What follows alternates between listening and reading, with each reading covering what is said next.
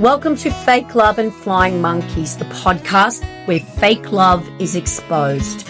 I'm Nova Gibson and I am your host. I'm the principal counsellor at Brighter Outlook Narcissistic Abuse Counselling.com.au. This space is dedicated to helping you reclaim your worth and understand the impact of toxic relationships with suspected narcissists.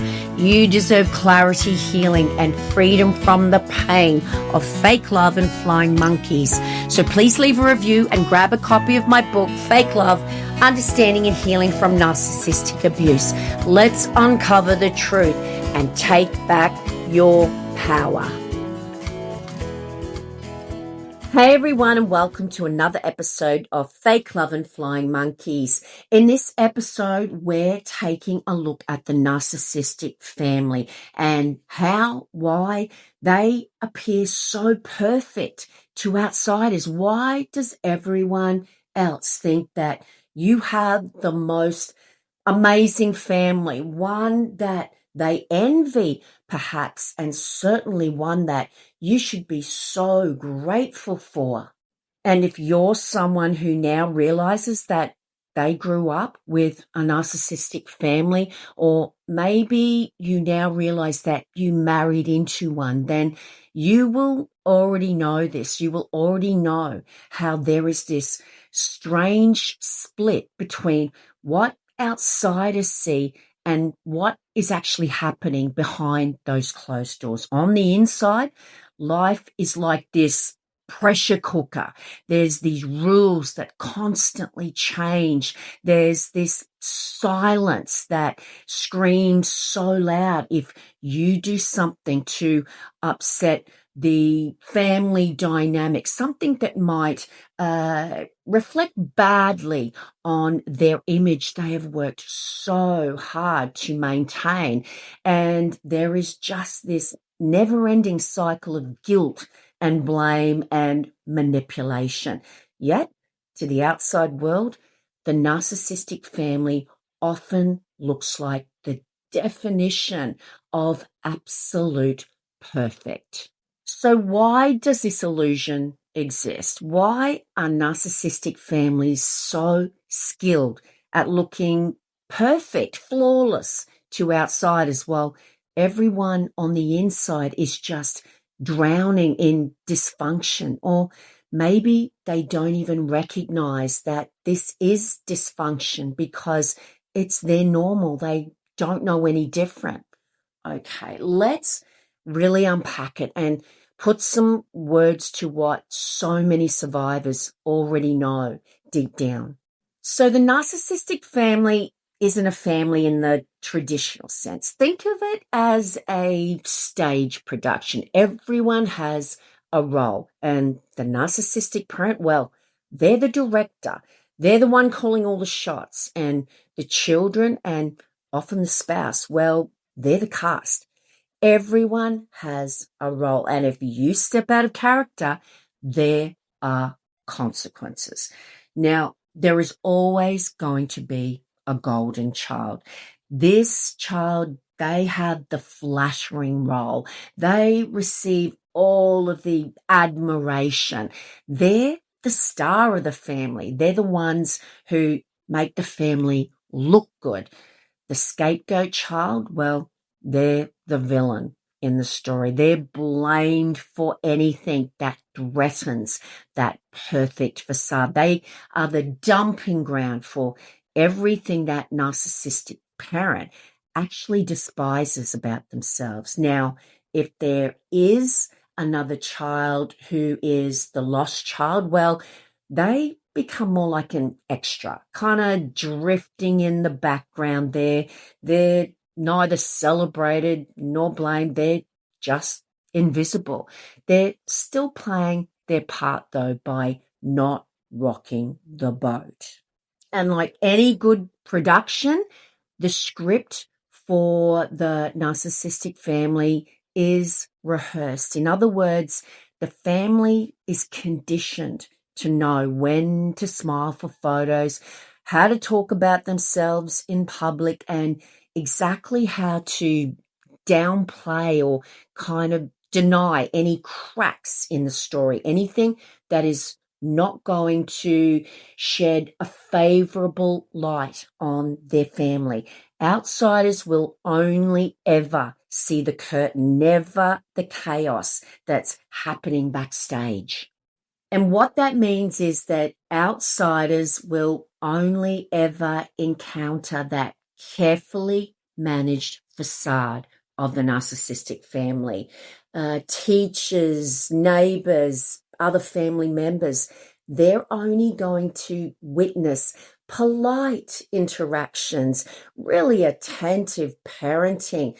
And this leads them to think that the family must be thriving, well adjusted, happy. And the contrast between what others see, or that external perception, and what is actually going on, well, that's reinforced when confused family members are discouraged, in inverted commas, or punished, I should say, for exposing that dysfunction. You become a whistleblower. Any attempt to communicate the truth around what is going on, that is undermined by the narcissist. They will discredit you. They will call you unstable. They'll tell others that you're just not grateful and just too dramatic. And it's really painful for the people living inside that family unit when others actually believe the narcissist's discrediting techniques. That denial from outsiders, it feels like this double whammy of betrayal. Not only are you experiencing harm behind the closed doors, but you're also being invalidated when you try to explain it. Okay, let's take a look at a couple of examples. The first one I'm going to speak about is that picture perfect family at church. So let's imagine a family that shows up every Sunday to church. They're always dressed impeccably. They sit together in the front row. The parents sit there beaming proudly as all their kids participate in the church activities. People see them as this role model family, the kind that you see on TV. Everyone else secretly wishes they could be this family. But what everyone else doesn't know is that on the drive to the church, there was yelling, there was threats, there was tears. One child perhaps was berated for not ironing their shirt properly. Another was told to smile, or else the spouse was told perhaps not to embarrass the family by talking too much. And by the time they get to the church and get to the parking lot, everyone in that family knows the drill, and they're all standing in line like the children in The Sound of Music. They put on the mask, they smile, they act like everything is perfect. And that's what outsiders see, that shiny surface. They admire the family. They might even talk about how wonderful they are over coffee after the service. Meanwhile, the kids sit there with these fake smiles just plastered all over their faces. It's so sad. And silently, they're just suffocating under the weight of all of these unspoken rules they have to adhere to keep this image going.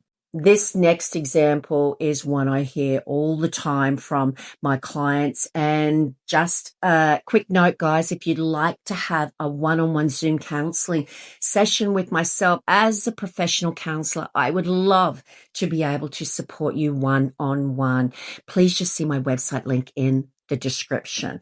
But this next example is about that high-achieving family at school, or so you think they're a high-achieving family. That's what's being portrayed to you. Okay, picture this family at a school event. The golden child, well, they're the star student, of course. Perhaps they're the captain of the debate team. They've got all the top grades, or maybe they're the best athlete in the school, or maybe they're all three. The narcissistic parent, well, they're front and center, telling everyone how proud they are, bragging about their child's achievements and soaking in all of that glory that they perceive is being thrown their way. Well, the teachers and the other parents admire them. They see this dedicated family who supports their child's success. That's a good thing, isn't it? But what they don't see is the cost.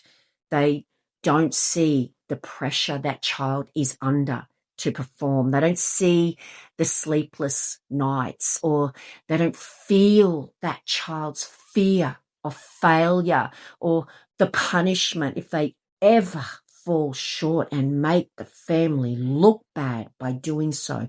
They don't see that the other sibling is kind of quietly shrinking in the background, the scapegoat child, knowing that they'll never measure up. So these outsiders, they clap, they congratulate, they say things like, oh, what a wonderful family, you must be so proud. Meanwhile, inside the home, the golden child is crumbling under impossible expectations, and the scapegoat is blamed for everything that goes wrong. Now, this illusion that the family portrays is not an accident. It's deliberate. The perfect facade, it's not an accident. It's crafted. Narcissists are image obsessed. Their reputation means everything to them. The family is not allowed to be authentic, because if you're authentic, then you could expose the cracks in the family system. So the narcissist trains everyone to act in ways that protect that image. And that's why children of narcissistic families will grow up so confused with anxiety disorders. They're told one thing, we're such a loving family, but they're experiencing the complete opposite, which is the criticism, the neglect, or just the outright abuse. It's classic gaslighting. Your reality does not match the story that you're forced to tell outsiders. Another example of how they keep this perfect image going is, of course, via social media. Yes, that narcissistic family's Instagram feed will just be full of all of these curated photos, matching outfits on family holidays, posts about their kids' achievements, and maybe these affectionate, consistent captions about the spouse that they just so happen to be cheating on. And to outsiders scrolling through all of these pictures, which are consistently posted, well, the family looks amazing. They look like the family that you want. And again, what outsiders don't see are those arguments about retaking photos, perhaps where the narcissistic parent, through gritted teeth, says something like, you will smile for this photo or else. And they don't see the pressure on the children and the cold silence that follows after that camera is put away. It's all a show. They don't see those emotional scars, those emotional bruises. They just see the glossy version that's uploaded for public consumption. And that's part of the manipulation. The narcissist uses social media as another tool to craft their reputation. The more likes and comments they get about how lucky they are, then the more they feel validated, the more powerful they feel. Their ego gets a big boost. Meanwhile, everyone inside who's suffering feels even more invisible, because the outside world is now actively reinforcing a lie. And all of these strategies that the narcissistic family uses to maintain their reputation, that perfect image, makes it incredibly difficult for victims, survivors, to tell their story because they know how convincing the act is. They've seen firsthand how others fall for it.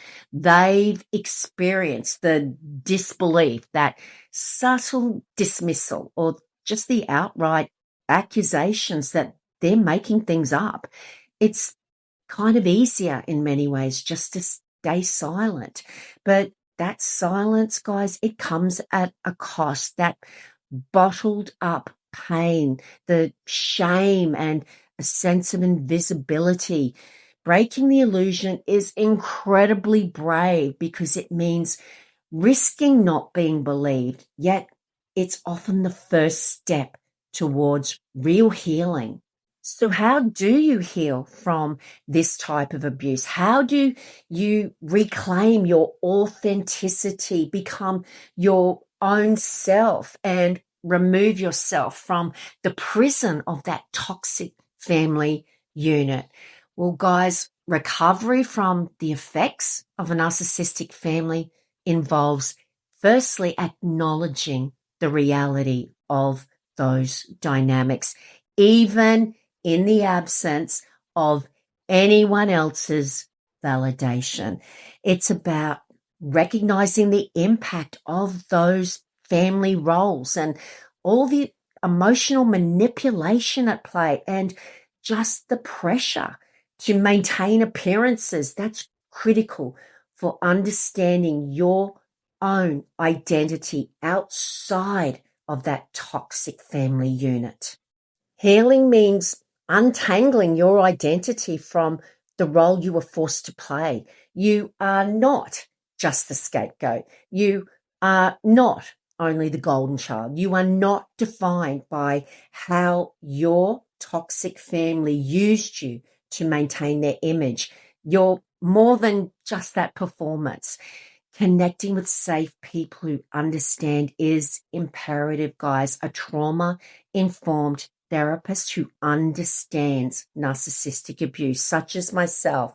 It also could just be friends who get it, support groups. They can make the world of difference. When you finally find that someone who says to you, I believe you, it chips away at years of gaslighting. The narcissistic family, they look perfect to outsiders because that's the whole point. The illusion is crafted with care and it's polished with their charm, and it's reinforced by these roles that just keep everyone in line. Outsiders, they only see the highlight reel. They don't see the control, the fear, the silent suffering that happens when that curtain closes, but you do. And if you've lived it, you know how real it is. The mask, it may fool the world, but it doesn't have to erase the truth of your story. As one survivor once put it to me, our smiles in the family photos, they were rehearsed. What you didn't see was everything it cost us to wear them.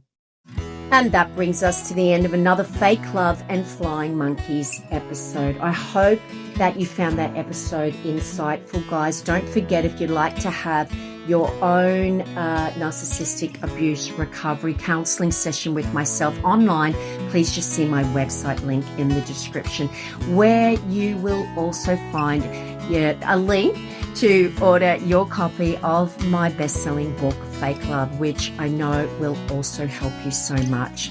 Don't forget, guys, to leave a rating and a review and share. It helps the channel so much. On that note, it's bye from me for now. Until tomorrow's episode, remember, you are worthy of love, and you are worthy of so much more than a lifetime of fake love and flying monkeys.